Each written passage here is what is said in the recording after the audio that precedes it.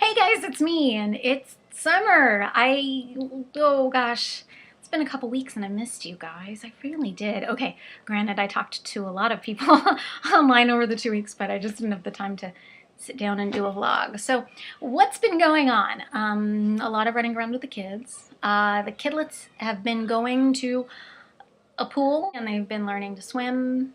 I myself don't do that. I don't do pools. Kind of messes my hair. Let's see, what else? Just more of the usual stuff, barbecues, good times, so on. In and out. Now, the boy and I have been watching Supernatural. Yes, I got him hooked on it. And we've been watching all the way through the seasons, and we only have one more left. I can't believe it. I don't know what we're gonna do up until the show starts again. Maybe we'll, I don't know. It's been really fun though watching it with him, and it's been a while since he and I have watched a TV show together, so I'm eager to figure out what we're gonna watch together next. It's been a lot of fun.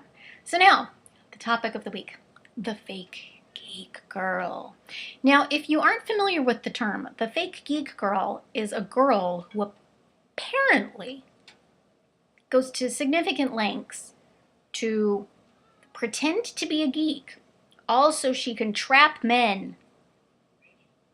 Okay, I'm just gonna say right here, that's just a load of bull, and it's basically so that guys can write off any woman that turns them down as being a poser who's just there to take advantage of weak-willed men. All of this seems to come from this notion that men, and I say men in the terms that I mean single white straight men, actually, are the predominant demographic within the geek world. Now, they're actually perceived to be the dominant demographic anywhere. This idea that single, straight, white men have the most expendable income and will buy whatever they want. That's why advertising for movies, video games, comics, books, everything that you see on television shows, they're all geared towards that demographic, which is pretty silly, I know. Clearly, I buy a lot of things, and I am not a single straight white man. But if you look at the demographic makeup by gender for a lot of things recently, it's actually getting a lot closer to 50-50. No, really. If you look at convention goers, demographics, same for video game players. Granted, I mean, some of the makeups per, like, types of games may be different. And comics, now comics is the one where I don't actually know what it is, because DC recently did this survey, or actually probably about a year ago, but they did a survey, and it went out through local comic stores, a handful of local comic stores, and I think it was emailed to people who use Comixology, which not everybody uses that to buy comic books. Oh my gosh, they're so loud. Sorry. Now you can hear what I've been dealing with all day. I know a lot of people who said that there really weren't a lot of women that were given the survey. So even though it came out as there being a predominantly male demographic, you're only as good as your test pool. It's one of the things I learned in advertising. I know so many women that go to conventions specifically to speak to comic creators or approach artists that it's pretty silly to assume that it isn't a similar demographic makeup as other geek fields. But if you look at everything, it's all marketed towards men. If you look at the comics, predominantly it's done through a male gaze, where the women wear skimpy clothing that is not practical. And nothing against sexiness, because obviously I'm a fan of that. I'm just saying, it's predominantly designed with men. And you can't say that the way that the male characters are designed have anything to do with the female gaze, with the exception of Nightwing, Dick. Oh, about the ladies there. But when you look at male characters like Superman, or even Batman, to a degree, when you look at their physique, they're very strong and built, because it's a male fantasy of being strong, you know, visibly masculine. And so even those sort of things are more playing towards the male fantasy as opposed to females. So then you look at video games, And, you know, people criticize girls because, oh, girls only play fake games, which let me tell you, I'm sorry. Any game is a game. I don't care if all you play is Angry Birds, all you play are the Lego games. If you play those with passion, you're a gamer. Congratulations.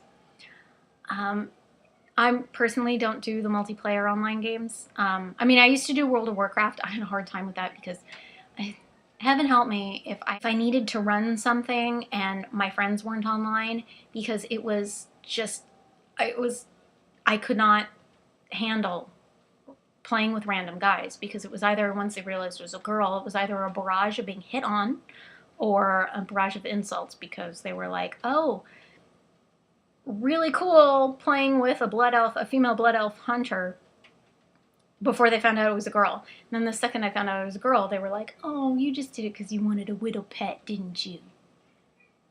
No. Yeah, and I never really did the whole first-person shooter or the multiplayer games because I didn't even want to get into that attitude, the alpha male, whatever. I had too many friends that I knew that were girls that were just constantly harassed, and I got enough grief in my regular life. It was just easier to avoid it. So I don't play those games. I don't think that makes me less of a gamer. I think the fact that I don't have any time to play, that's what makes me less of a gamer. But certainly not the passion. So, I don't know. I mean, in the long run, it's just, we need to be more inclusive. We need to be more understanding. We need to be more accepting. It really isn't a thing where suddenly there's not enough room in our sandbox. It's that more people are discovering it. More people are discovering that it's fun. And if it means that more people enjoy what we like, then it means we might see more movies we like, more games that we like. And that's not a bad thing. We should just be more welcoming instead of trying to shove people out. You should be allowed to celebrate your geekdom the way you want.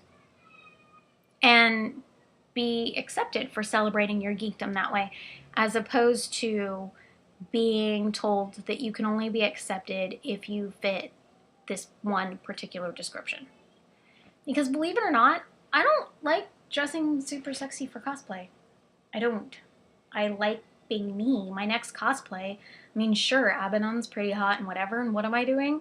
I am putting on makeup that makes it look like my head's been chopped off, that I look like I've got black eyes, like someone punched me a couple times.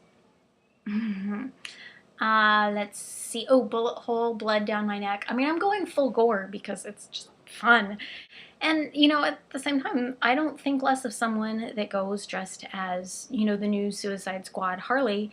And even though I don't particularly like that outfit, because clearly it resonated with them. It was something that they wanted to do. But, you know, it's one of those crazy things that we make it into this big deal where it's allegedly us versus them, you know.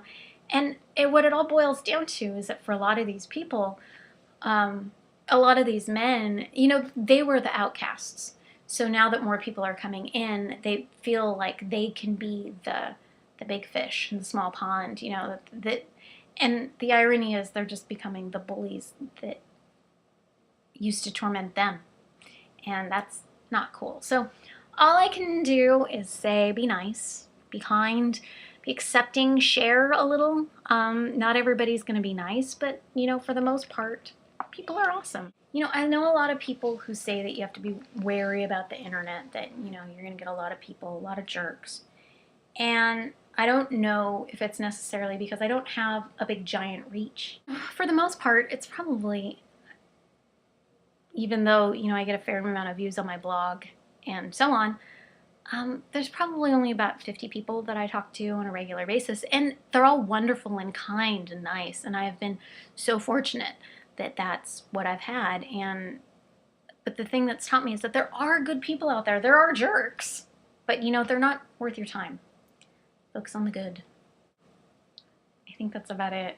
You guys, I'm going to be doing something different next week. I'm actually doing a Q&A video, maybe a couple, depending on the questions I get. One of them might take a while because it was a question about my views about the film industry and specifically original movies versus remakes. That might be a whole video unto itself. But if you guys have any questions, post a comment, send me a message, an email, ask over on Tumblr. Oh, you know the drill.